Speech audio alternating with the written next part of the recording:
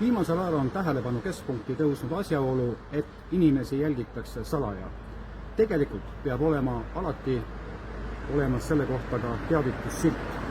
Me seisame praegu Paide politseijaoskonna ees ja minu selja taga on korrektselt tähistatud jälgimisseadme kasutamine, ehk siis silt videovalve.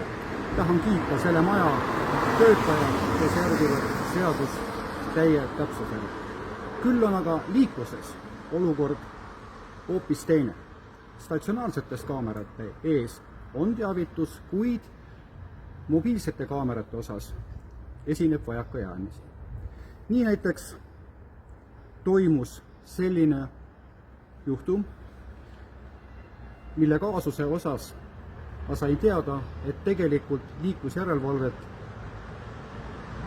teostati ebaseaduslikus korras, sellepärast, et korrakaitseseadus paragrahv 34 lõige 3 ütleb selgelt, et kui kasutatakse jälgimisseadet, tuleb sellest eelnevalt inimesi teavitada.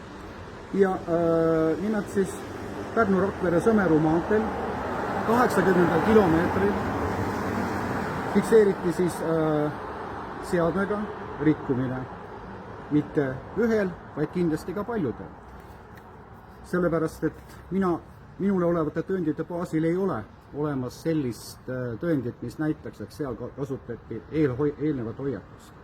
Ja ma palungi praegu neid inimesi, kes on saanud siis trahviteate, informeerida mind sellest, kas nemad märkasid, et seal on hoiatussilt eelnev. Asja point on selles, et tegelikult ei tohi salajast jälitustegevust teostada väärteomenetluses. Ja teine asi on see, ma ei saa aru, mis annab õiguse rikkujate tuvastamiseks, väidetavate rikkujate tuvastamiseks kasutada seadusevastast tegevust. Andke teada.